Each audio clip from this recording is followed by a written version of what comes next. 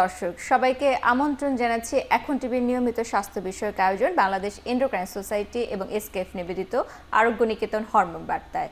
আমি ডাক্তার সাদিয়া সুলতানা রেশমা আপনাদের সাথে আছি, যেখানে আমরা কথা বলি বিভিন্ন ধরনের হরমোনজনিত সমস্যা নিয়ে এবং চেষ্টা করি সমাধানগুলো আপনাদের কাছে পৌঁছে দিতে আমাদের বিশেষজ্ঞ অতিথিদের মাধ্যমে। আজকে আমরা কথা বলতে এসেছি এমন একটি বিষয় নিয়ে যা নিয়ে কথা সবচেয়ে কম হয়, তা হচ্ছে পুরুষের হরমোনজনিত সমস্যা। পুরুষদের হরমোনজনিত সমস্যা অনেক, কিন্তু মেয়েদের মতো এত বেশি কথা খুব একটা হয় না। তাহলে সমস্যাগুলো কি এবং কখন বুঝতে হবে সমস্যা কি কি হচ্ছে, সমাধান কোথায় করতে হবে, এই বিষয় নিয়ে আজকে আমাদের আলোচনা। এবং আলোচনায় আমাদের সাথে উপস্থিত আছেন আমাদের দেশের 3 জন প্রখ্যাত হরমোন বিশেষজ্ঞ। আমাদের সাথে আছেন অধ্যাপক ডাক্তার ফারুক পাঠান, পরিচালক বারডেম একাডেমি এন্ডোক্রাইনোলজি বিভাগ, বারডেম জেনারেল হাসপাতাল। আমাদের সাথে আরও আছেন ডাক্তার শাহজাদা সেলিম, সহযোগী অধ্যাপক এন্ডোক্রাইনোলজি বিভাগ, বাংলাদেশ মেডিকেল বিশ্ববিদ্যালয়। এবং আমাদের সাথে আরও আছেন ডাক্তার আহমেদ ইফরাত, সহকারী অধ্যাপক এন্ডোক্রাইনোলজি বিভাগ, শহীদ সোহরাওয়ার্দী মেডিকেল কলেজ হাসপাতাল।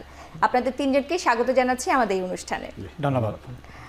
আমরা আজকে কথা বলতে এসেছি পুরুষের হরমোন সমস্যা নিয়ে। আমরা যেমন শুনি মেয়েদের হরমোন সমস্যা, মেয়েদের বিভিন্ন ধরনের হরমোনের সমস্যার জন্য তারা যাচ্ছে এবং বিভিন্ন সময় চিকিৎসা করছে, কিন্তু ছেলেদের ব্যাপারে অনেকটুকু ঘাটতি আছে, সেটা তথ্যেও ঘাটতি আছে, সচেতনতার ঘাটতি আছে। তো প্রথমে একটু জানতে চাই অধ্যাপক ডাক্তার ফারুক পাঠান স্যার, আপনার কাছে পুরুষদের হরমোন সমস্যা বলতে কি বোঝায়? ধন্যবাদ আপনাকে। আপনি ঠিকই বলেছেন যে পুরুষদের হরমোন সমস্যা নিয়ে কথাবার্তা কম হয়, আলোচনাটা কম হচ্ছে, এবং এটা অনেকগুলো কারণ আছে। আমরা নিজেরাও যারা চিকিৎসক তারাও এটা নিয়ে বেশি একটা কথাবার্তা বলি না, আর রুগীরাও বেশি বলতে চায় না। তাদের সামাজিক কারণেই হোক বা তাদের লজ্জার কারণেই হোক, অনেক কারণে তারা এটাকে ইগনোর করে থাকে। কিন্তু ইগনোর করার কোনো সুযোগ কিন্তু নেই, কারণ এখন হলো কোয়ালিটি অফ লাইফ ইম্পর্ট্যান্ট। পুরুষদেরকেও মেয়েদের সাথে একসাথে তাল মিলে কাজ করতে হচ্ছে, জীবনে অনেক জায়গাতে তাদের ভূমিকা রাখতে হচ্ছে। সেক্ষেত্রে আমাদের হেলথ একটা ইম্পর্ট্যান্ট বিষয়, এবং সেখানে পুরুষ হরমোনের ভূমিকা একটা বিরাট ভূমিকা রাখছে। এই পুরুষ হরমোনের ভূমিকা কখন থেকে শুরু হয়, যেটা আমরা বলি পিউবার্টাল হরমোন বলি, সেক্সুয়াল হরমোন বলি, সেটা হলো যে শুরু থেকে আমরা লম্বা হয়ে প্রথমে আগে শরীরে অনেক ডেভেলপমেন্ট সমস্ত হয়ে যাচ্ছে। Last development of the body কিন্তু আমরা হলো যৌবনপ্রাপ্ত হওয়া। যৌবনপ্রাপ্ত হওয়া মানে হলো আমাদের শরীরে পুরুষ হরমোন তৈরি হবে। এই যৌবনপ্রাপ্ত হওয়ার জন্য পুরুষ হরমোন অবশ্যই প্রয়োজন আছে। এটা আমাদের ব্রেন থেকে শুরু হয়, কাজটা ব্রেন হাইপোথ্যালামাস শুরু হয়, তারপর আস্তে আস্তে অন্ডকোষে কাজ করছে, অন্ডকোষ ডেভেলপমেন্ট হচ্ছে। আমার বাকি যে সেক্সের যে সেক্সুয়াল যে ক্যারেক্টারগুলি আছে সেগুলি আমাদের ডেভেলপমেন্ট হচ্ছে এই পুরুষ হরমোনের মাধ্যমে। যদি ঠিক টাইম মতো যদি আমার এই পিউবার্টি না হয়, তো বাচ্চাটা সেই যৌবনপ্রাপ্ত হবে না।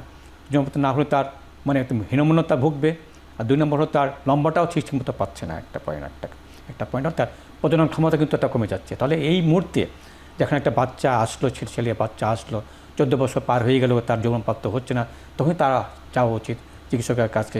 কেন আমি যৌবনপ্রাপ্ত হচ্ছে না, আমার বন্ধুবান্ধবরা যৌবনপ্রাপ্ত হচ্ছে, আমি কেন হচ্ছে না? তখন তার মাথা স্ট্রাইক করা উচিত। যারা বাপ মা আছেন, ফ্যামিলির যারা মেম্বার যারা আছেন, তাদেরকেও স্ট্রাইক করা উচিত যে বাচ্চাটা 14 বছর হয়ে যাচ্ছে, 15 বছর হয়ে যাচ্ছে, তার দাড়ি মোছ হচ্ছে না, সে যে ক্যারেক্টারগুলি আছে পিউবার্টি সেগুলি ডেভেলপমেন্ট করছে না, কেন করছে না আমাকে জানতে হবে, এবং সেটা চিকিৎসকে যেতে হবে। তাহলে চিকিৎসক সেভাবে প্রথম থেকে শুরু করে তার পিউবার্টাল কেন প্রবলেমটা হচ্ছে, ডিলেক বা কেন হচ্ছে বা হচ্ছে না কেন, সে কারণগুলি খুঁজে বার করতে পারবে। সেক্ষেত্রে যেটা হবে, এগুলো একটা পার্ট আছে পিউবার্টাল ডেভেলপমেন্ট ইম্পর্টেন্ট বিষয়, এবং আলটিমেটলি এটা প্রজনন ক্ষমতার উপর ট্যাপ করবে। একটা হলো সেক্সুয়াল অ্যাক্টিভিটি একটা পার্ট, বডি কনস্ট্রাকশন একটা পার্ট, পুরুষ মতো থাকবে, বডি কনস্ট্রাকশন থাকবে, সেক্সুয়াল অ্যাক্টিভিটি ডিজায়ার অ্যাটিটিউড একটা থাকবে, ছেলেদের মতো একটা অ্যাটিটিউড থাকবে, সেটা তার আসবে। মেন্টাল পারফরমেন্সটা সেবা আসবে, সেটা পুরুষ হরমোনের মাধ্যমে আসবে। তারপর প্রজনন ক্ষমতা যেটা আসবে, স্পার্ম তৈরি করা, সেটা একটা ইম্পর্টেন্ট বিষয় আসবে। সব কিন্তু পুরুষ হরমোনের সাথে জড়িত, অর্থাৎ স্টার্টিং ফ্রম দ্য পিউবার্টি, তার physical growth development, mental development, attitude development, everything কিন্তু আমার পুরুষ হরমোনের সাথে জড়িত, এবং আলটিমেটলি প্রজনন ক্ষমতা ইম্পর্টেন্ট। তাহলে এই কাজটা যদি ঠিকমতো না হয়, শুধু তাই না, যদি আপনি আমার পুরুষ হরমোন ঠিকমতো না তৈরি হয় বা অল্প বয়সে কমে গেল পুরুষ হরমোন, তাহলে কী হবে? আলটিমেটলি আমার বোনের উপর চাপ পড়বে, মাসের উপর চাপ পড়বে, মাসেল পাওয়ার কমে যাবে, ওজন বৃদ্ধি পাবে, ফ্যাটি হয়ে যাবো বেশি করে আমরা। তারপরে আর যেটা আসবে অস্টিওপোরোসিস আসবে, মেন্টাল পারফরমেন্স কমে যাবে, অল্প বয়সে মেমোরি লস হবে, কাজের স্প্রিয়া কমে যাবে। তাহলে সব কিছু মিলে কিন্তু হেলথের প্রত্যেকটা পার্টে পুরুষদের যা দরকার আছে প্রত্যেকটা কাজে কিন্তু আমার ইনফ্লুয়েন্স করছে আমার পুরুষ হরমোন। জি, ধন্যবাদ। খুব সুন্দরভাবে আপনি ব্যাখ্যা করেছেন যে পুরুষ হরমোনগুলো কীভাবে কাজ করে। ডাক্তার শাহজাদা সেলিম স্যার, এই যে বিভিন্ন ধরনের হরমোনগুলো আছে, পুরুষ হরমোন হিসেবে কিছু চিহ্নিত, কিছু এমনি হরমোন হিসেবে চিহ্নিত, সব কিছুই তো কাজ করছে পুরুষদের উপরে। তো এইগুলোর মধ্যে কোনগুলোর দিকে বেশি গুরুত্ব দেওয়া উচিত বলে আপনি মনে করেন? শুরুতে যেরকম বলেছেন, আসলে খুবই কম আলোচিত কিন্তু গুরুত্বপূর্ণ, খুবই গুরুত্বপূর্ণ। এবং আলোচিত কম হওয়ার পিছনে একটি কারণ থাকতে পারে হয়তো, যে এখনও অনেকগুলো দেশে, প্রধানত আমাদের মতো যেখানে মানুষের বৈজ্ঞানিক দৃষ্টিভঙ্গি এখনও পুরাপুরি তৈরি হয়নি, অপবৈজ্ঞানিক বা কুসংস্কার ভিত্তিক দৃষ্টিভঙ্গি প্রধানত রয়ে গেছে, সেখানে সন্তান উৎপাদন হচ্ছে বা হচ্ছে না, মানে সন্তান নিতে পারছে বা পারছে না, এটি শুধু মহিলার উপরে নির্ভর করে, এরকম একটা মনোভাব কিন্তু অধিকাংশ মহিলার, পুরুষ, তাদের অভিভাবকদের রয়ে গেছে। তাহলে দেখা গেল যে একটি দম্পতি বন্ধা, মানে সন্তান নিতে পারছেন না, মহিলাটি ঠিক আছে কিনা তার সব কিছু, এর জন্য পিছনে কয়েক বছর সময় ব্যয় করেছেন, অনেক টাকা পয়সাও খরচ করেছেন, সেটা দেখা গেল পুরুষটির হরমোনজনিত সমস্যার কারণে সন্তান হচ্ছে না। তাহলে এটি স্যার যেরকম বলেছেন, শুরু থেকেই যে সন্তান উৎপাদন যেমন একটা যৌথ প্রক্রিয়া, দুজনেরই শরীর সব ঠিক আছে কিনা আমাদের জানার চেষ্টা করতে হবে। তাহলে জীবন যেভাবে গড়ে উঠছে সেখানে কিন্তু হরমোনই প্রভাব বিস্তার করে। একজন মানুষ কেন পুরুষ, সেটি কিন্তু মায়ের পেটে থাকার সময় একটি হরমোনের প্রভাবেই সে পুরুষ, ওই হরমোনের ঘাটতি থাকলে সে নারী হয়ে যেত।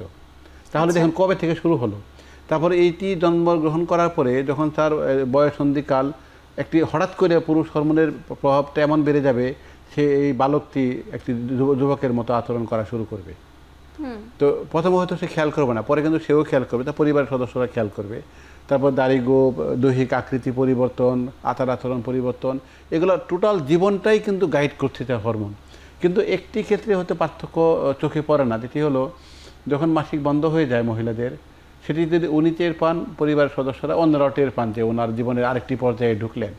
পুরুষদের ক্ষেত্রে এই পর্যায়টি কিন্তু এরকম কোনো সুনির্দিষ্টভাবে লক্ষ্য করার মতো অবস্থায় পৌঁছে না, কিন্তু ঘটনাটা কিন্তু ঠিকই ঘটে। পুরুষদেরও কিন্তু এই হরমোনের ঘাটতি, এবং তার জন্য যেমন নারীদের এই হট ফ্লাশ হয়, এরকম লক্ষণ দেখা দেয়, পুরুষদেরও কারো কারো কিন্তু হয়, সকলের হয়তো হয় না, অথবা লক্ষণটা এতটা তীব্র থাকে না যে উনি খেয়াল করেন। কিন্তু একটি জিনিস দেখুন, সমাজে কিন্তু আমরা অনেক পারভার্টেড পুরুষ দেখি, এদের অধিকাংশই কিন্তু এদের টেস্টোস্টেরনের ঘাটতি আছে। তাহলে দেখুন, সামাজিক অস্থিরতার কথাও যদি আমি ভাবি, তাহলেও কিন্তু হরমোনের প্রভাবটাকে আমরা ইগনোর করতে পারছি না। আবার একটি জিনিস আমি খুব স্পষ্ট করে বলতে, স্যারও কিন্তু বলেছেন যে একজন প্রাপ্তবয়স্ক পুরুষ মানুষের হাড় ক্ষয় গিয়েছে, এটি কিন্তু খুব সাধারণ কোনো সমস্যা নয়, কিন্তু এটি হয়েছে প্রধানত এই পুরুষ হরমোন টেস্টোস্টেরনের ঘাটতির জন্যই হয়েছে। আরেকটি হতে পারে যে উনি আরেকটি হরমোনের হয়তো প্রয়োজন ছিল, অথবা অপ্রয়োজনীয় গ্রহণ করেছেন, যে স্টেরয়েড দীর্ঘদিন বা বেশি মাত্রায় গ্রহণ করেছেন, তার জন্য ওনার হাড় ঝাঁঝরা হয়ে গিয়েছে। তাহলে দেখুন, একজন পুরুষ মানুষ, যুবক, যার দৈহিক কাঠামোটি হাড়ের দিয়ে তো তৈরি, এটি ঝাঁঝরা হয়ে গেল, তাহলে তার আর শক্তিশালী হয়ে তার আবার জায়গা কোথায় থাকলো? এবং সেইখানে শুধু হাড় নয়, কিন্তু তার মনও কিন্তু ঝাঁঝরা হয়ে যাবে। তাহলে যার হাইপোগোনাডিজম আছে, মানে পুরুষ হরমোনের ঘাটতি আছে, তার আচরণ, তার শারীরিক কর্মকাণ্ড কিছুই কিন্তু স্বাভাবিক থাকবে না, সন্তান উৎপাদন করতে পারবেন না, যৌনক্রিয়া ঠিকমতো করতে পারবেন না, সামাজিক অস্থিরতা তৈরি করবেন। তাহলে একটি দাম্পত্য জীবন ঠিক থাকবে, একটি পরিবার ঠিক থাকবে, একজন মানুষ ঠিক থাকবে, তার জন্য কিন্তু ওই হরমোনটির ব্যাপক প্রভাব রয়ে গেছে। কিন্তু এটি কিন্তু শুধু প্রজনন বা যৌনক্রিয়া সংক্রান্ত ইস্যু নয়, কিন্তু আপনি যদি ডায়াবেটিসের কথা ধরেন, সেখানেও ওই হরমোনের প্রভাব, থাইরয়েডের সমস্যার কথা বলেন, সেটিও হরমোনের প্রভাব। আবার যদি আমরা বৃদ্ধির কথা বলি, সেখানেও হরমোনের প্রভাব। আবার আরও অনেক হরমোন আছে, যেমন অ্যাড্রেনাল গ্ল্যান্ড থেকে যে হরমোনগুলো তৈরি হয়, যেগুলোর ঘাটতির জন্য সমস্যা হতে পারে, বৃদ্ধির জন্য সমস্যা হতে পারে, প্যারাথাইরয়েড হরমোনের জন্যও হতে পারে। তাহলে জীবনের প্রতিটা অংশ এক একটা হরমোনের প্রভাব এক একভাবে আমার উপর প্রভাব বিস্তার করছে, এবং তার ঘাটতির জন্য আমি একরকম হচ্ছি, আর বেশি থাকলে আরেক রকম হচ্ছি, আর ঠিক থাকলে তো আমি ঠিক আছি। তো এইভাবেই জীবনটা আমাদের গড়ে উঠছে, এবং সেই জন্য পুরুষদেরও হরমোন নিয়ে বিশেষ ভাবনা দরকার আছে। রোগীকেও ভাবতে হবে, আমাদের ডাক্তারদেরকেও ভাবতে হবে। ধন্যবাদ ডাক্তার আহমেদ ইফরাত। আমরা তো শুনলাম যে অবশ্যই হরমোন নিয়ে ভাবতে হবে, এবং হরমোনের ভারসাম্য বজায় রাখাটা খুবই জরুরি। কিন্তু ভারসাম্য যখন হারিয়ে ফেলে, নিশ্চয়ই কিছু না কিছু লক্ষণ প্রকাশিত হয়। সেই লক্ষণগুলো কখন থেকে প্রকাশিত হয়, এই ব্যাপারটা একটু জানতে চাই, যে কি কি লক্ষণ প্রকাশিত হয় এবং কখন বুঝতে হবে যে সমস্যা হতে যাচ্ছে। আচ্ছা, ধন্যবাদ। আমি দর্শকদের উদ্দেশ্যে বলতেছি, তাহলে আমরা যদি প্রথমত কিছু পুরুষালী হরমোনকেই যদি ফোকাস করি, যেখানে টেস্টোস্টেরনের ঘাটতি, তাহলে জীবনের কোন অংশে ঘাটতিটা হচ্ছে।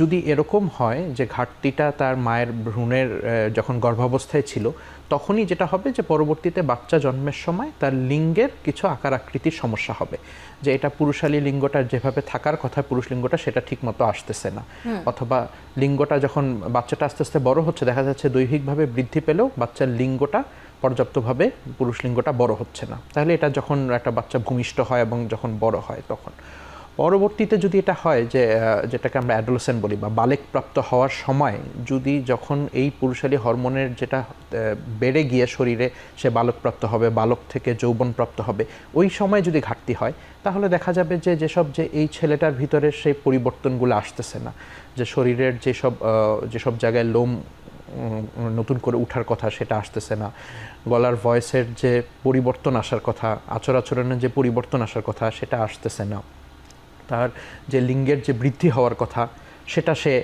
আসতেছে না ঠিকমতো, তাহলে তার ওজন অস্বাভাবিকভাবে একটু বেশি হচ্ছে, দৈহিক কাঠামো সেটা সে আইদার খুব ছোট অথবা অস্বাভাবিকভাবে লম্বা হচ্ছে, তখন যদি এইসব জিনিসগুলো দেখি তাহলে আমাদের একটা ধারণা করতে হবে যে তাহলে এর ভিতরে পুরুষালী যে হরমোন টেস্টোস্টেরন তার ঘাটতি থাকতে পারে। অথবা এই ঘাটতিটা যদি পরবর্তী সময় হয় যে একটা মানুষ যখন ম্যারিড লাইফ লিড করতেছে, সে হয়তো বা বেবি নিতে চাচ্ছে, তাহলে দেখা গেল অন্য দিক দিয়ে সমস্যা না, কিন্তু সে বেবি নিতে চাচ্ছে, বেবি নিতে গিয়ে সে বাচ্চা নিতে পারতেছে না চেষ্টা করার পরেও, তখন হাজব্যান্ড ওয়াইফ দুজনেরই টেস্ট করে দেখা গেল যে হাজব্যান্ডের শুক্রাণুতে সমস্যা আছে, যে বীর্যের ভিতরে যে শুক্রাণু থাকার কথা সেটা নাই, অথবা হতেছে অপর্যাপ্ত আছে, তখন সেটা একটা হতে পারে। অথবা তার যে শারীরিক যে সম্পর্ক যেটা হইতেছে পার্সোনাল রিলেশন যে ওয়াইফের সাথে, সেটা সে ঠিক মতো করতেছে না, যৌন ক্রিয়া করার সময় তার অসুবিধা হচ্ছে বা যৌন চাহিদা কমে যাচ্ছে, তাহলেও কিন্তু ধারণা করতে হতে পারে যে এটা একটা হরমোনের সমস্যা, পুরুষালী হরমোনের সমস্যা। এছাড়াও যদি পরবর্তীতে হয় যেটা হতেছে যেটা ফ্যাটিগ, অনেক সময় যেটা হতেছে ক্লান্তি হওয়া, শরীরে অতিরিক্ত ফ্যাট জমা হওয়া, তাছাড়া কিছু কিছু টেস্টে যেরকম শাহজাদ সেলিম স্যার বললেন, ফারুক পাঠান স্যার বললেন যে অস্টিওপোরোসিস, যে একটা মধ্যবয়স্ক পুরুষের তার কিন্তু হাড়ের ক্ষয়রোগ থাকার কথা না, তাহলে কিছু কিছু অন্যান্য রোগের যখন আমরা সিমটম দেখি বা অন্যান্য রোগ আমরা আইডেন্টিফাই করি, যেরকম একটা পুরুষের অস্টিওপোরোসিস হাড় ক্ষয় রোগ হলো, তখন আমাকে চিন্তা করতে হবে তার মানে এই হাড় ক্ষয় রোগটা তার কেন হলো, কারণ এই বয়সে তো স্বাভাবিকভাবে একটা পুরুষের হাড় ক্ষয় রোগ হবে না, তার মানে কি তার কি টেস্টোস্টেরনের ঘাটতি আছে, সে কি হাইপোগোনাডিজম রোগে আছে। এছাড়াও আরেকভাবে সেটা আসতে পারে যেটা হতেছে যে পুরুষদের যেটা মেয়েলিস বুকের গঠনটা যদি মেয়েলি মতো হয়, যে পুরুষদের বুকে মেয়েলি স্তনের মতো অতিরিক্ত গঠন হয়, তখনও কিন্তু একটা ধারণা হতে পারে যে না ঠিক আছে, এটা একটা সিমটম হতে পারে যে এটা তার পুরুষালী হরমোনের সমস্যা আছে। জি, ধন্যবাদ। আমরা বিভিন্ন ধরনের সমস্যাগুলোর কথা শুনছিলাম, এ নিয়ে আরও কথা হবে, এখন কি বিরতির সময় হয়েছে।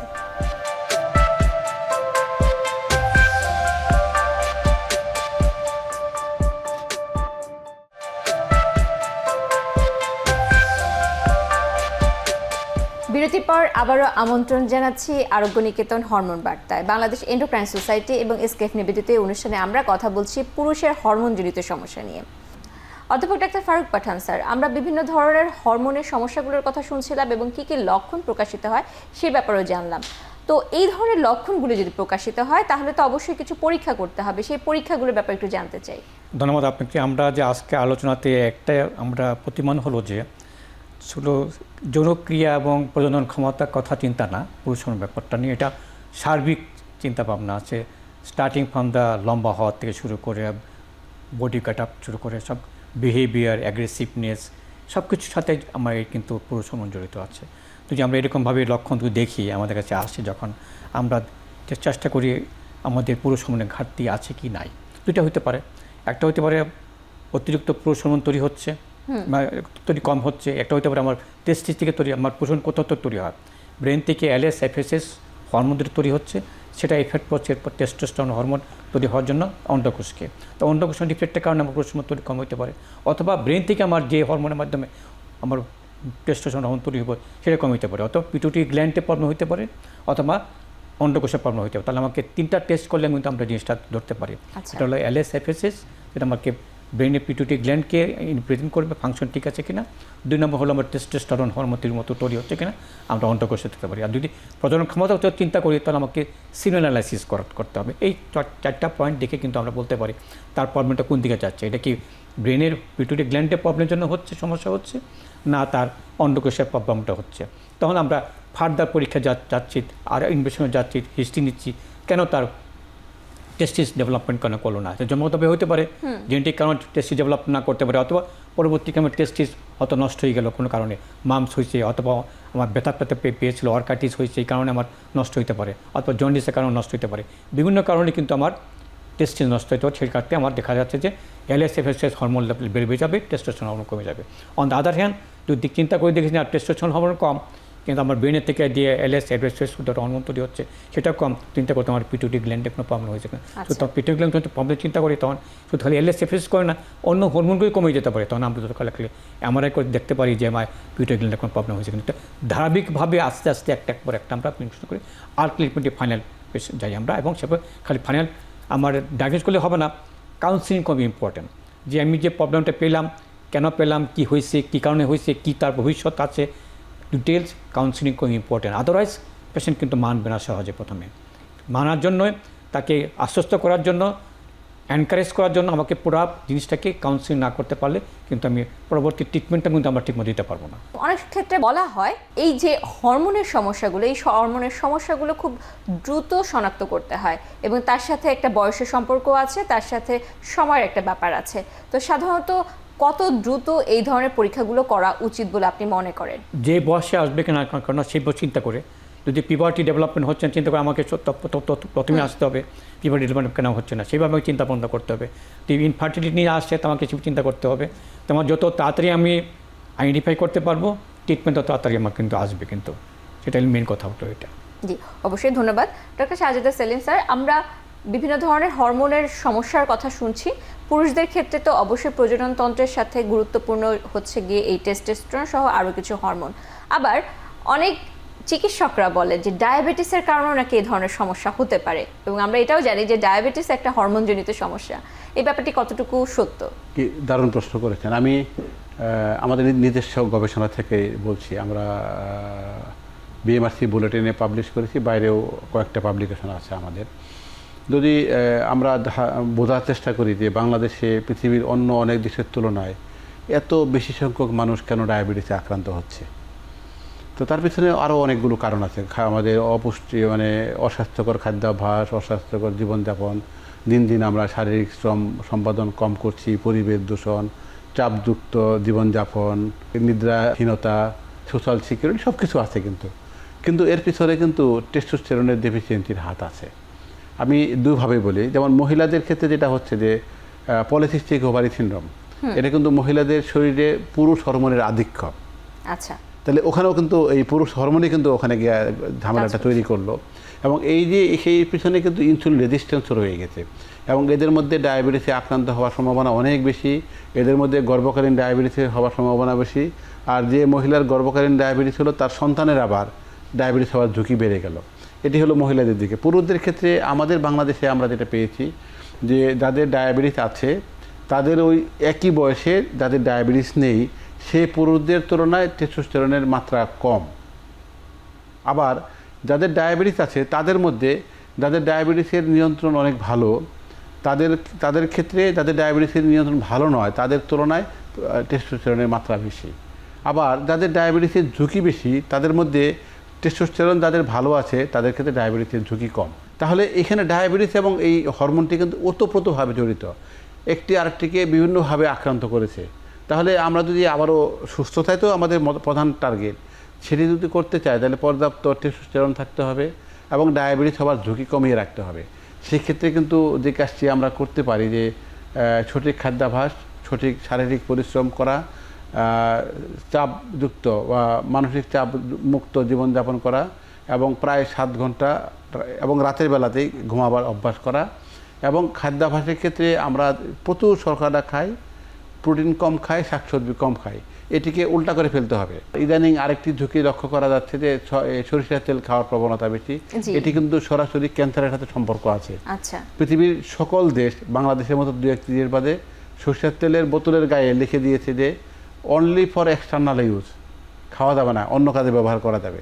কিন্তু বাংলাদেশে কিন্তু অনেকেই স্বাস্থ্য বিবেচনা করে ভালো তেল এই হিসাবে সরিষার তেল খাওয়ার প্রতি একটি আগ্রহ প্রদর্শন করছে। এটি কিন্তু ভালো নয় আসলে। ডাক্তার আহমেদ ইফরাদ, আপনার কাছে একটু জানতে চাই, বিভিন্ন ধরনের কারণ তো আমরা শুনলাম এবং সেখানে একটা গুরুত্বপূর্ণ বিষয় চলে এসেছে যে ডায়াবেটিস এবং যে আমাদের জীবনযাপন পদ্ধতি সেটি একটি বড় ভূমিকা পালন করে এই ধরনের রোগগুলো তৈরির ক্ষেত্রে।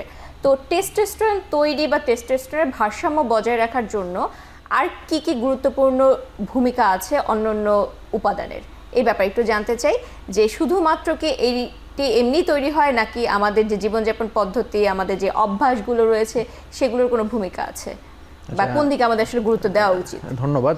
খুবই গুরুত্বপূর্ণ একটা প্রশ্ন, যে এখন তো সচেতনতা বৃদ্ধি পাচ্ছে, তাহলে সবাই কিন্তু বিশেষ করে পুরুষরা চাচ্ছে যে তাদের পুরুষালী হরমোন টেস্টোস্টেরনের মাত্রাটা যেন ঠিক থাকে, বা আমাদের কাছেও আসে এসে বলে যে আমার টেস্টোস্টেরনের মাত্রা ঠিক নাই বা এটার সমস্যা থাকতে পারে, আমি কিভাবে এটা করতে পারি।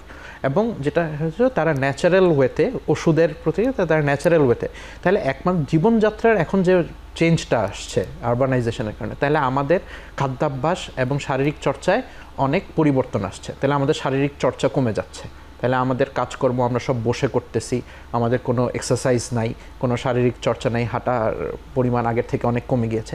এবং খাদ্যাভ্যাস যেটাতে হচ্ছে যে ডক্টর শাহজাদা সেলিম স্যার বললেন যে আমরা যেটা চর্বি খাচ্ছি সেটা হেলদি ফ্যাট না, ফ্যাটেরও কিন্তু আমাদের প্রয়োজন আছে, যে আমাদের শরীরে যে ফ্যাটের প্রয়োজন নাই তা কিন্তু না, তো ফ্যাট খারাপ না, কিন্তু সেটা হেলদি ফ্যাট হতে হবে। কিন্তু আমরা যেসব খাবার খাচ্ছি বা তেল খাচ্ছি বা ফ্যাট খাচ্ছি সেগুলো কিন্তু ট্রান্স ফ্যাট বেশি খাচ্ছি। তাহলে টেস্টোস্টেরন বাড়ানোর জন্য যদি ন্যাচারাল উপায় বলতে হয় তাহলে যেটা করতে হবে সেটা হচ্ছে খাদ্যাভ্যাসে কিছু পরিবর্তন আনতে হবে, যে স্থূলতা করানো যাবে না, তাহলে সেটা স্থূলতা হলে কিন্তু শরীরে টেস্টোস্টেরনের পরিমাণ সেটা কমে যায়, তাহলে আমাকে বডি ওয়েট মেনটেন করতে হবে এবং এক্সারসাইজ বাড়াতে হবে। ন্যাচারালি কোনোভাবে যদি শরীরে টেস্টোস্টেরন বুস্ট আপ করতে হয় সেটা হচ্ছে একমাত্র এক্সারসাইজের মাধ্যমে সেটা সম্ভব। এবং এখানে যেহেতু একটু আগে একটা যে টেস্টের বিষয় নিয়ে আপনি ফারুক পাঠান স্যার কথা বলতেছিলেন, এখন আমাদের দেশে তো সচেতনতা বাড়ার কারণে যেটা সব টেস্ট কিন্তু সহজলভ্য, অন্য দেশে যেরকম ডাক্তারের প্রেসক্রিপশন ছাড়া টেস্ট করা যায় না, কিন্তু আমাদের দেশের কাঠামোটা এরকম সে কিন্তু অনেকের জায়গায় চাইলেই সে টেস্ট করতে পারে। এবং প্রচুর রোগীরা আমাদের কাছে আসে যে সে একটা টেস্টোস্টেরন টেস্ট করে নিয়ে আসছে, এসে বলে আমার টেস্টোস্টেরন কম, আপনি আমাকে আমি টেস্টোস্টেরন ঘাটতিতে ভুগতেছি, আপনি আমাকে টেস্টোস্টেরন দেন। কিন্তু একটা টেস্টোস্টেরন টেস্ট দিয়ে কখনোই কিন্তু টেস্টোস্টেরনের ঘাটতি সেটা এস্টাবলিশ করা যাবে না। তাহলে স্যার যেরকম বলতেছিলেন আসলে টেস্টোস্টেরনের ঘাটতি আছে কিনা, বা ঘাটতি থাকলে কি কারণে ঘাটতি, এটা কি আমার অন্ডকোষের সমস্যার কারণে ঘাটতি, অথবা এটা কি আমার পিটুইটারি গ্ল্যান্ডের কারণে ঘাটতি, না অন্য কোনো হরমোনের সমস্যার সাথে এটা সম্পর্কিত, সেটা কিন্তু একটা টোটাল ইভ্যালুয়েশনের ব্যাপার আছে। এবং হরমোন টেস্টগুলো কিন্তু সাধারণত করা উচিত সেটা হচ্ছে যে সকালবেলা খালি পেটে, বিশেষত টেস্টোস্টেরনটা অবশ্যই আমরা বলবো যে সকালবেলা 9টা থেকে 10টার পূর্বে খালি পেটে করানো উচিত। যে কোনো টাইমে একটা টেস্টোস্টেরন টেস্ট সেটাতে কম আছে বলেই তার টেস্টোস্টেরনের ঘাটতি এস্টাবলিশ করে তাকে টেস্টোস্টেরন ইনজেকশন বা ওষুধ দিয়ে দিলাম, সেটা কিন্তু একটা প্রপার চিকিৎসা হবে না। জি, খুবই গুরুত্বপূর্ণ কথাটি বলেছেন আপনি, যে এখানে একটি সময়ের একটা গুরুত্ব আছে যে কখন পরীক্ষাগুলো করতে হবে। এ নিয়ে আমরা আরও কথা শুনবো, এখন একটি বিরতির সময় হয়েছে।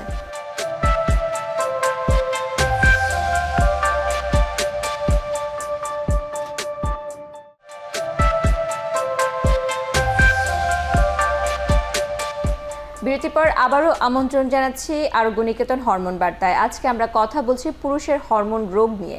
এখানে হরমোন রোগগুলোর পিছনে যে সমস্যাগুলো আছে সেই সমস্যাগুলোর সমাধানে আপনি কিছু পরীক্ষার কথা বলছেন এবং সেখানে একটি গুরুত্বপূর্ণ বিষয় বলেছেন যে কোন সময় এই পরীক্ষাগুলো করতে হয়।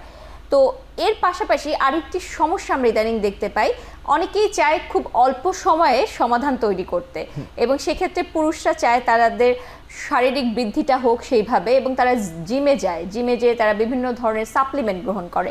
এই সাপ্লিমেন্টগুলো কি কোনো কারণে তার হরমোনাল কোনো সমস্যা তৈরির পিছনে কারণ হিসেবে ভূমিকা পালন করতে পারে কিনা?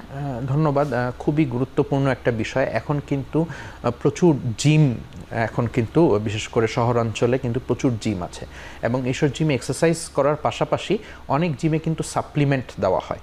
এখন এই সাপ্লিমেন্ট যদি সেটা অনেক ক্ষেত্রে হয় যেটা হইতেছে খাবারের বা প্রোটিন সাপ্লিমেন্ট, এবং অনেক ক্ষেত্রে সেখানে কিন্তু স্টেরয়েডও দেওয়া হয়। স্টেরয়েড কিন্তু পুরুষালী মাংসপেশি বৃদ্ধির জন্য সেটা হইতেছে অ্যানাবলিক স্টেরয়েড দেওয়া হয়, সেটা নিলে সে কিন্তু দ্রুত মাংসপেশি বৃদ্ধি পায়। কিন্তু এখানে কিন্তু একটা সাইড এফেক্ট আছে।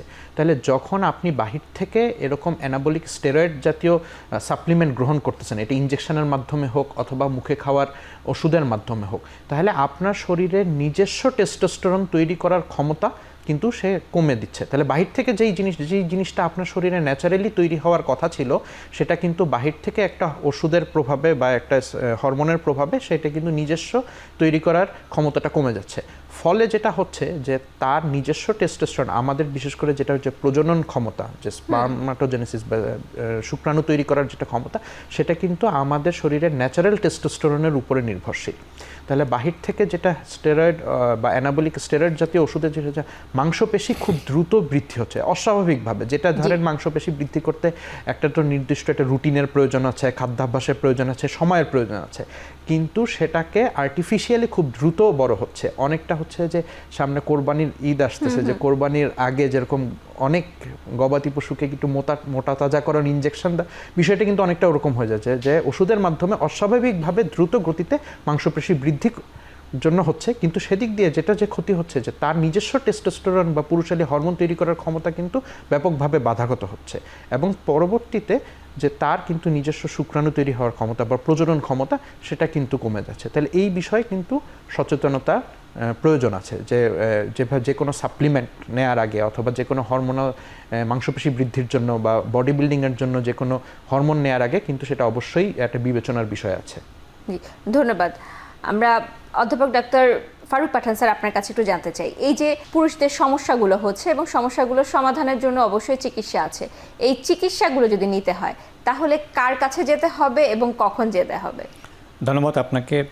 যখন একটা পুরুষ তার প্রবলেম নিয়ে ফেস করে, তখন বিভিন্ন ডাক্তার কাছে যায়। সেটা কার্ডিওলজি হইতে পারে, মেডিসিন প্রফেসর হইতে পারে, যিনি যান, যে কাছে যাক না কেন, যদি দেখেন যে এটা তার প্রবলেমটা হরমোনজনিত প্রবলেম আছে, অবশ্যই ওনার উচিত রিফার করা এন্ডোক্রাইনের কাছে। এন্ডোক্রাইন তখন ডিটেল হিস্ট্রি নেবেন, কথা বলবেন, কনভারসেশন করবেন, কাউন্সিলিং যাবেন। ডিটেল হিস্ট্রি নেওয়ার পর হয়তো তিনি বুঝতে পারেন যে এটা এই পেশেন্টটার হরমোনজনিত প্রবলেম থাকতে পারে, সেক্ষেত্রে উনি পরীক্ষা যেতে পারেন। সেক্ষেত্রে সমস্ত চিকিৎসকের কিন্তু ভূমিকা আছে, এটা প্রাইমারি ফিজিশিয়ান তারও ভূমিকা আছে, অল স্পেশালিস্ট যারা আছেন তাদের ভূমিকা আছে, কোন রোগীটাকে কার কাছে পাঠাইতে হবে সেভাবে চিন্তা করে যদি আমাদের কাছে পাঠান, তাহলে আমাদের সঠিক সময় পাঠালে কিন্তু আমরা সেই সমাধানটা ইজিলি বার করতে পারি। তার ডিটেলস হিস্ট্রি নেওয়ার পরে, একটা বিভিন্ন রকম বিশ্লেষণ করার পরে, প্রবলেমটা কেন হচ্ছে ডিটেলস না জানার পর্যন্ত শুধু একটা পুরুষ হরমোন টেস্ট করে, টেস্টোস্টেরন টেস্ট করে, যেটা ডক্টর এফরাত বলেন কখনোই হবে না। এবং সেটা যেটা অল্টারনেট কথা বললেন, যে বিভিন্ন আমরা ড্রাগ খাচ্ছেন, ড্রাগ খাওয়ার পরে ওনার মাসেল পাওয়ার ইমপ্রুভ করছেন, সেটা তার নিজস্ব টেস্টোস্টেরন হরমোন কমাচ্ছেন না, তার প্রজনন ক্ষমতা কিন্তু কমাচ্ছেন। কিন্তু তাই না, তার যে আদার সাইড ইফেক্ট আসছে, তার বৈজ্ঞানিক কোনো তথ্য কিন্তু তার কাছে নাই। যদি বৈজ্ঞানিক তথ্য না থাকে, এটা আমার মাসেল প্রোকে ইমপ্রুভ করছে তা তো না, আমার হার্টের উপর চিন্তা কোনো প্রবলেম করবে কিনা, আমার কোলেস্ট্রলের উপর কোনো প্রবলেম করবে কিনা, আমার সুগারের উপর প্রবলেম করবে কিনা, আমার হার্টের উপর প্রবলেম করবে কিনা, we don't know it. So যে কোনো ড্রাগ নেওয়ার আগে আপনি অবশ্যই বৈজ্ঞানিক তথ্যগুলি নিয়ে আপনি সেই ড্রাগটা আমাকে প্রয়োগ করা উচিত। অবশ্যই, ধন্যবাদ। ডাক্তার শাহজাদা সেলিম স্যার, আপনার কাছে একটু জানতে চাই, এই যে চিকিৎসা পদ্ধতিগুলো আছে, চিকিৎসা পদ্ধতির ব্যাপারে কোথায় যেতে হবে সেই ব্যাপারটা তো আমরা একটু জানলাম, কখন থেকে চিকিৎসা শুরু করতে হবে এবং কতদিন চিকিৎসা করতে হবে? জি, এটি খুব গুরুত্বপূর্ণ। এখানে যেহেতু আমরা শুরু থেকেই সবাই বলছি যে সচেতনতা বা তথ্যের ঘাটতি আছে, সুতরাং আমাদেরকে জানার দরকার আছে। তো এখানে স্যার যেটি বললেন যে রুগীটিকে প্রথমে কি লক্ষণ নিয়ে উনি যাবেন, সেরকম ডাক্তারের কাছে যাবেন। রুগীটির এরকম মনে হতে পারে যে আমার হার্ট অ্যাটাক হয়েছে। অনেক হাইপারথাইরয়েডিজম রুগী কিন্তু হার্ট অ্যাটাকের মতো মনে হয়। অনেক হাইপোথাইরয়েড রুগী মনে করে যে তার হয়তো মানসিক কোনো সমস্যা হয়েছে, সাইকিয়াট্রিক কাছে গেল। তো যেখানেই যাক, তারা যখন বুঝতে পারবেন যে এটি হরমোনজনিত সমস্যা, তখন হরমোন বিশেষজ্ঞ এন্ডোক্রাইনোলজিস্টের কাছে পাঠাবেন। তারপরে আমরা যে কাজটি করি, যে প্রথমে হয়তো অনুমান হয় যে এরকম এই হরমোনের ঘাটতি বেশি বা বৃদ্ধি থাকতে পারে, সেটি বোঝার চেষ্টা করি। এখানে টেস্টের কথা যেটি বললেন, আমি একটা জিনিস স্পষ্ট করতে চাই যে হরমোনজনিত টেস্টগুলো অনেক টেস্টের থেকে একটু আলাদা। তো দুভাবে আলাদা। একটি হলো যে এগুলো অনেকগুলো মেশিন, খুব আপডেটেড মেশিন থাকতে হয়। যেমন সবচেয়ে বেশি টেস্ট করা হয় যেটি হলো TSH, আপনি খুব ভালো করে জানেন। তো TSH টেস্টের এখন থার্ড জেনারেশন মেথড ব্যবহার না করলে ওই যে রিপোর্টটা পাবো, রিপোর্টটার ভ্যালিডিটি কিন্তু কম থাকে, গ্রহণযোগ্যতা কম থাকবে। তাহলে একটা ভালো সেন্টার থাকা উচিত। ভালো সেন্টার কিন্তু অনেক রিমোট এলাকাতে থাকবে, এটা আশা করার সুযোগ নেই। তাহলে ঢাকাতে হয়তো থাকবে, অনেক বিভাগীয় বা জেলা শহরে থাকতে পারে। এই জন্য আমাদের কিন্তু একটু সমস্যা হচ্ছে যে যখন তখন যে কোনো জায়গায় টেস্ট করতে পারছি না। আর প্রতিটি টেস্টই কোনো না কোনো সময়ের সাথে যুক্ত আছে, কারণ মানুষের জীবনে যেমন প্রতিটি সকাল, প্রতিটি দুপুর, প্রতিটি বিকাল, প্রতিটি রাত বিভিন্ন রকম, এবং এই প্রতিটি বেলাতেও হরমোনের মাত্রাও বিভিন্ন রকম। আচ্ছা, কারণ প্রতিটি হরমোনে কিন্তু সার্কাডিয়ান রিদম থাকে, যে দিনের বিভিন্ন সময়ে মানে হয় বৃদ্ধি থাকবে, না হলে ঘাটতি থাকবে। তাহলে এর সাথে মিলিয়ে টেস্ট করা হয়। এই জন্য আমরা প্রতিটি টেস্ট করার সময় রোগীকে বলে দিই যে আপনি এখন সকালবেলা যাবেন, খালি পেটে যাবেন, অথবা খালি পেটে যাবেন না, এই টেস্টটি বিকালবেলা করবেন, এই টেস্টটি যে কোনো সময় করলে হবে, এটি কিন্তু স্পষ্ট করে বলে দেওয়া হয়। দুর্ভাগ্যজনকভাবে অনেক ল্যাবের যারা কাজ করেন তাদের কাছে তথ্যটি হয়তো ওভাবে নেই, সেজন্য রোগী গেলেই টেস্ট করে ফেলে। এটি কিন্তু করা যাবে না, আসলে সকল টেস্টই আমাকে বুঝতে হবে। তাহলে এর আমাদের একটা টিম ওয়ার্ক থাকলে ভালো হয়, যে হরমোন বিশেষজ্ঞ, হরমোনের ল্যাবের যে বাকিরা কাজ করছেন তাদেরকেও এই তথ্যগুলো জানা থাকা দরকার। রোগীরা তো সবসময় সব কিছু জানবেন, এটি তো দরকার নেই, কারণ ওনার সমস্যা হয় নাই, উনি জানেন নাই। সমস্যা হলে তারপর থেকে তো উনি জানা শুরু করবেন। কিন্তু মূল সমস্যাটি হচ্ছে যে এই চিকিৎসা করব কখন, কতদিন করব, কিভাবে করব। যদি আমরা আবারও টেস্টোস্টেরনের সমস্যার কথাই বলি, এখানে বরং ভয়ানক একটা অন্য ঘটনা ঘটেছে। টেস্টোস্টেরন হলো পৃথিবীতে সম্ভবত নাম্বার 1 অ্যাবিউজ ড্রাগ। জি, কীরকম, একজন ওষুধ বিক্রেতা সেও দিয়ে দিচ্ছে, এই তোমার তো এটা সমস্যা আছে, এটা খাও, ক্যাপসুল খাও, ইঞ্জেকশন নাও। একজন ওই গাছের শিকড় বাকড় বিক্রি করছে, ওর মধ্যেও মিশিয়ে দিচ্ছে, যে কারণ এটি অনেকেই, এবং এখানে আমাদের মতো দেশে যেখানে সরকারের বিধিনিষেধ খুব শিথিল, খুব ভালোভাবে নিয়ন্ত্রণ করা হয়নি, স্বাস্থ্য বা এই চিকিৎসা পলিসিগুলোতে দুর্বলতা রয়ে গেছে, সেখানে কিন্তু এইগুলো ওষুধ ব্যাপকভাবে ব্যবহৃত হচ্ছে। আরও ঘটনা ঘটেছে যে অনেক মহিলা অ্যাথলেট, সেও কিন্তু নিচ্ছে তার শারীরিক সামর্থ্য বাড়াবার জন্য। তাহলে এটা পুরুষ মহিলা দুই ক্ষেত্রেই কিন্তু ব্যাপকভাবে অ্যাবিউজ ওষুধ। তাহলে কী করবেন, একজন হরমোন বিশেষজ্ঞ ঠিক করবেন যে ওনার জন্য এই হরমোনটি এখন দিতে হবে। কীভাবে ইঞ্জেকশন নেবে, ক্যাপসুল নেবে, অথবা এখন কিন্তু স্প্রে পাওয়া যায়, জেল পাওয়া যায়, তো কোনটা ওনার জন্য লাগসই সেটি ঠিক করে দিবেন। সপ্তাহে একবার, দিনে একবার, দিনে 2 বার, কতদিন চলবে সেটি ঠিক করে দিবেন। এরপরে কখন উনি আবার টেস্ট করে দেখবেন যে এটি হরমোনের পর্যাপ্ততা আমরা অর্জন করতে পেরেছি, এবং তখন আবার ডোজ ঠিক করা হবে। এটি কিন্তু খুব ছোটোখাটো কোনো ব্যাপার নয়, কিন্তু খুব বিচক্ষণতার সাথে কাজটি করতে হয়। কিন্তু বাংলাদেশে কিন্তু খুব লেজে গোবরের অবস্থায় রয়ে গেছি। তাহলে আজকের এই আলোচনা থেকে আমরা সকলকে, যারা শুনছেন, চিকিৎসক সহ সকলকে অনুরোধ করব যে এটি খুব একটা ডেলিকেট বিষয়, আলগাভাবে নেওয়া যাবে না, খুব গুছিয়ে কাজ করতে হবে। কারণ আমরা এই নিয়ে আরো কথা শুনবো, আবার একটি বিরতির সময় হয়েছে।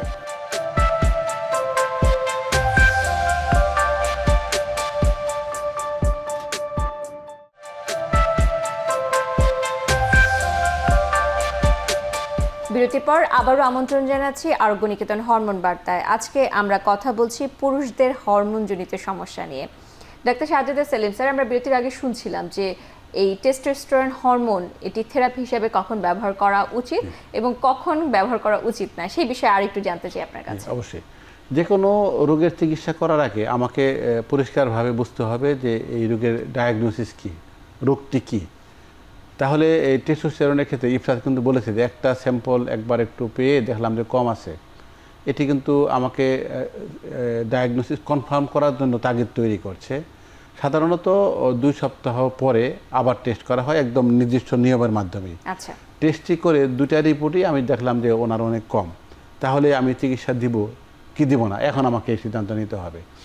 যদি এই পুরুষটির এমন হয় যে ওনার যৌনক্রিয়াতে সমস্যা এবং ওনার এই হরমোনের ঘাটতি আছে, কিন্তু বাচ্চা নেবার কোনো পরিকল্পনা নেই, এবং উনি সুস্পষ্টভাবেই বলেছেন, অথবা ওনার বাচ্চা 2টি বা 3টি বাচ্চা আছে আর বাচ্চা নেবার তাগিদ নেই, তাহলে কিন্তু আমি অন্য ঝুঁকি আছে কিনা সেটি বিবেচনা করে এই হরমোনটি দিতে পারি। আবার কারো কারো ক্ষেত্রে তার বয়োবৃদ্ধি ব্যাহত হচ্ছে, বয়সন্ধিকাল উনি অর্জন করতে পারছেন না, বা ওনার যে পুরুষালী গঠন যেখানে হওয়ার কথা ছিল এই হরমোনের ঘাটতির জন্যই হচ্ছে না, সেক্ষেত্রে কিন্তু আমাকে দিতে হবে। তাহলে এই ক্ষেত্রে আমাকে যেমন পরিষ্কার হতে হবে রোগটির অবস্থার সম্পর্কে, রোগীটিকে, এবং প্রয়োজন হলে তার পরিবারকে আমাকে তথ্য দিতে হবে, আমি কিভাবে এটি দিতে চাই, কতদিন দিতে চাই, কতদিন পর পর পরীক্ষা করতে চাই, খুব একটা পরিষ্কার পরিচ্ছন্নভাবে আমাকে আগাতে হবে। কিন্তু বাংলাদেশে কিন্তু এই অবস্থাটি খুব খারাপ অবস্থায় আছে এবং আমরা অনেক দেশেই এই গবেষণাটি হচ্ছে, আমাদের দেশেও আমরা কিছু কিছু করেছি। আরও বড় একটি গবেষণা আমরা পরিকল্পনা করছি, যেটি যে যারা কিভাবে পাচ্ছে, এটি কি অপব্যবহার করছে, এটি কি চিকিৎসকের দ্বারা অপব্যবহার করা হচ্ছে, রোগী নিজে করছে, ওষুধ বিক্রেতা করছে কিনা এবং তার জন্য কী কী প্রভাব পড়ছে, এটি কিন্তু গবেষণা এখন পর্যন্ত দেওয়া আছে মারাত্মক একটি সমস্যা তৈরি করেছে।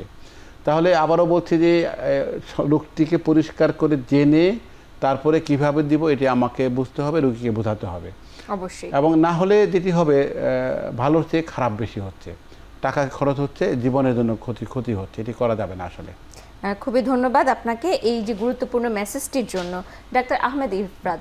আমরা একদম কথা বলতে বলতে অনুষ্ঠানের শেষ পর্যায়ে চলে এসেছি। যাওয়ার আগে যে বিষয় নিয়ে না কথা বললেই নয় তা হচ্ছে এই যে আমাদের যারা রোগী আছে তারা তো একটা নির্দিষ্ট সময় চিকিৎসা নিচ্ছে এবং তারপরে দেখা যায় তাদের ফলো আপের কথা বলা হয়। এই ফলো আপের ব্যাপারে জানতে চাই, কখন কখন ফলো আপ করাটা জরুরি বলে আপনি মনে করেন?